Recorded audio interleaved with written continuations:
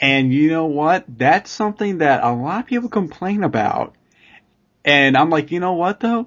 That's actually a really good, strong, good point there to have in a show like Digimon. Because I think people say that it takes away from the original characters. And it's like, you're dealing with problems that, it's a world affair, and, when you get to like the end of just this problem of like gigantic proportions, just, 8 people just can't do it alone. So it's like, it just, by having more people involved, then, it makes more sense to have more people, a part of it all. And plus, to see all the different characters from different places of the world, just, it's a good lesson for the kids out there watching. So that way it's like, oh, the whole idea of unity comes across their minds and all that. So it's I would say, essential part, well, and it makes it interesting.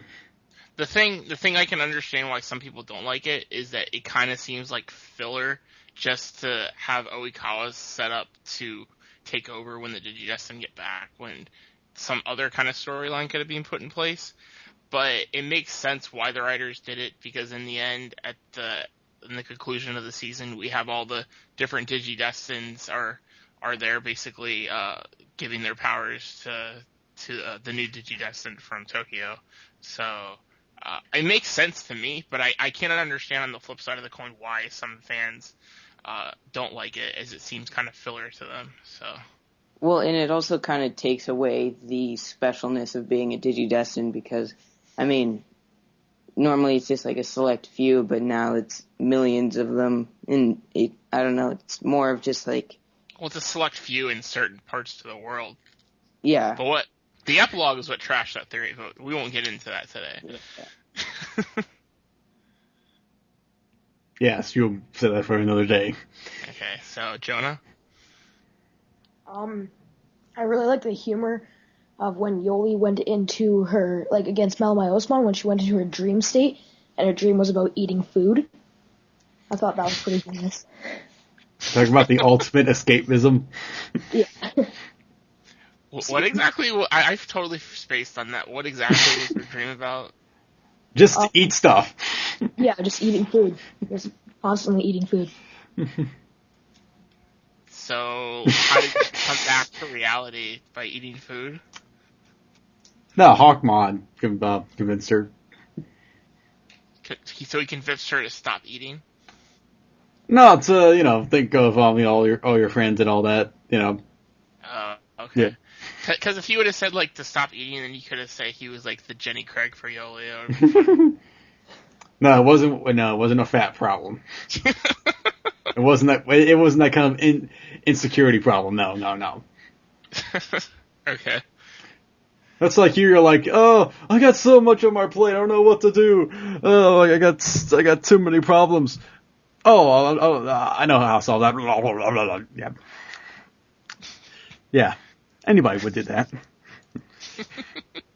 Okay, Dan, what is your moment? Okay, moment? So Jonah took it, which was the worldwide tour.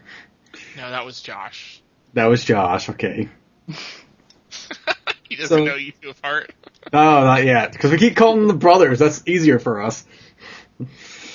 Okay, this isn't actually a moment, but I guess I would say it's a moment in itself, but it's actually talking about the entirety of an episode, and that is the premiere of Season 2 itself, because as a fan and enjoying Season 1, never would I think that they would make another show. And so, seeing Season 2 is like, what? There's another season coming out. And it's just, you're like, oh, it's just like, you don't know, it's just all the stuff that's going on through your head when you see that, and it's like, oh, what's gonna happen, this is so exciting, and I love this so much, I don't care what happens, I don't care if they're just gonna paint a house throughout the entire season, I'll still watch it, so. Didn't they paint a house when they were rebuilding the Control Spires too? Yes, but it wasn't an episode surrounding the painting of the actual house.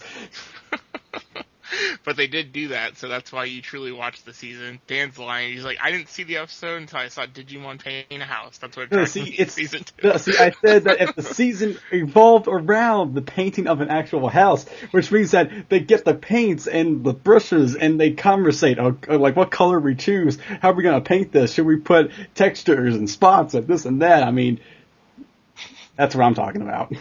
But, your thoughts? I'll let Josh go first. Well, I mean, at the time, I was really young and wasn't really into Digimon, so I mean, it didn't affect me in the same way as it did you. But I mean, and like when I rewatched it not too long ago, I already knew there was a second season, so I can't really relate to that one. But I am very happy they decided to make a second season, because I mean, I wish they'd make a third. And that happened. Well, I mean, like a third about. He means third adventure. Yeah. Oh, but that would be awesome too. Yeah, I'm sure everyone would think it'd be awesome. Okay, so, and I assume Jonah is the same response. Well, yeah, seeing as I'm younger, so. Okay. Okay, Chris, this season didn't have tidal waves, so what made you go crazy for this? Just that Digimon was awesome, so I was like, I'm gonna keep watching it. So, I liked it, and plus, I did like how they had the kids. I didn't like how originally it first came out when it seemed like the older kids were less involved, and then as we going through the season, we pretty much saw that they didn't have that much of a purpose. But I did like seeing TK and Kari grow up, and seeing them from when they were like 3 feet tall, and now they're like 5 feet something tall. I thought that was pretty cool, and how they pretty much made Davis the arrogant version of Tai. I thought that was really cool. How you could see the similarities just on the first episode. So I did like how season 2 came about. I think there were some things that I would improve. I would have done differently, but I still was addicted to it when it came out, and I still watched it every Saturday morning, just like Dan did. So there was nothing wrong with it at that point in time for me. Yep, it was. I myself was so excited. I had a choice that day between seeing the premiere or riding the subway, and I think we know what every fan's choice would be in that predicament. Was it that was season 1 where they took the subway a lot, right? When they were coming back to the real world? Yes, but I'm talking about when I saw... You were in New York, right? I was, yes, and I'm like, okay, let's see, subway or the premiere? You know what? There's no way I can relive this premiere being shown on television, but the subway's always going to be there, so I'm going with the premiere.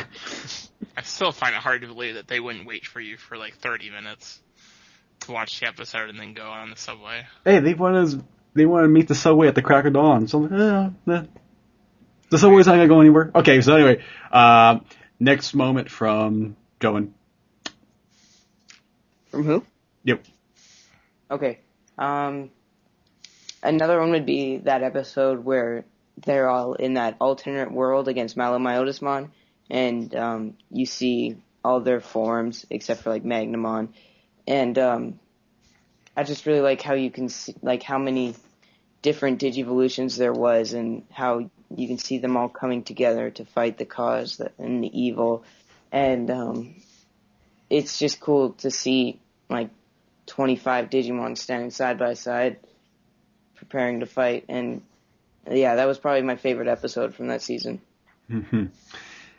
Yep, just talking about that a while back, and yeah, I would say they outdid themselves in that final battle comparing to the first one, which I think they were equally good. It's just that you had more in one season.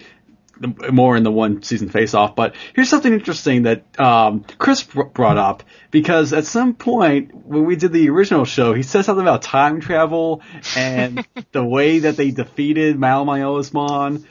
Do you want me to say that again? Yes, if you can remember that, because that was very interesting. Okay, all right. So here's my explanation. So they're in they're in the whole dream world thing, and they're beating up on Myotismon. And then Imperial Dramon decides to fire his positron laser, and somehow that rips a space-time vortex thing that somehow leads to the digital world. So the whole thing is like, how does a gigawatt and a positron laser open space and time in space and goes to the digital world? So that was the whole thing with the gigawatt. And then my response was, wait a second, are you saying that somehow that group defeated Melmanosmon with the power of a gigawatt? What the hell is a gigawatt? I ask you. And then, somehow, last show, Chris's, fascination of time travel somehow snuck into the context of the show. I thought that'd be interesting to bring up for everyone out there. Well, it was a moment we had to make sure we have recorded so everyone can hear about positron lasers and gigawatts. Yes, because somehow that fits into the whole grand scheme of Digimon. Okay. So, I think that's Chris's turn next for, I guess. My last one. Yeah, this is their final ones. My final one is going to be when Matt and Ty have another confrontation. Mm-hmm. And I think just of how pretty much we saw Matt and Ty's confrontation not only affect season 1, but it affects pretty much the entire Digimon franchise at one point or another.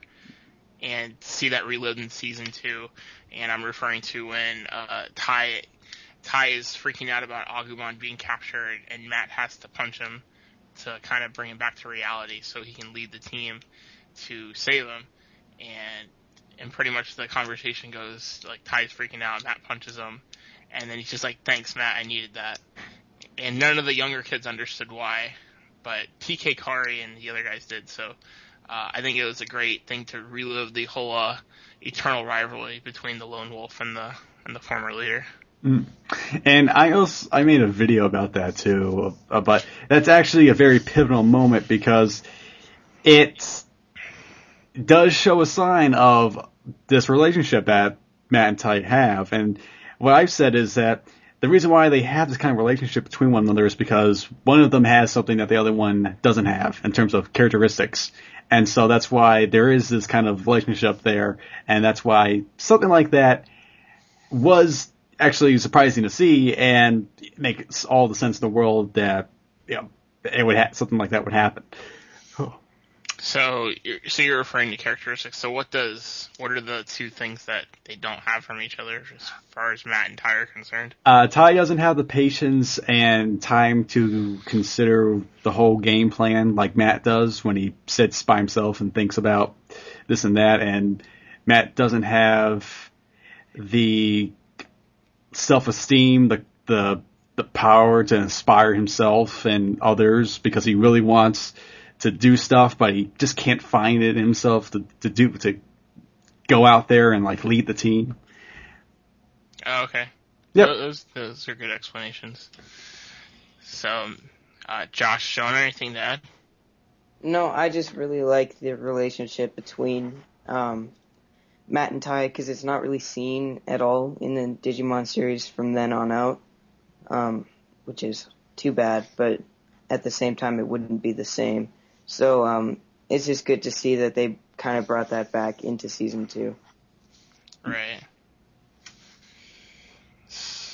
Yeah, that makes sense. That's why I picked it. So. Okay then.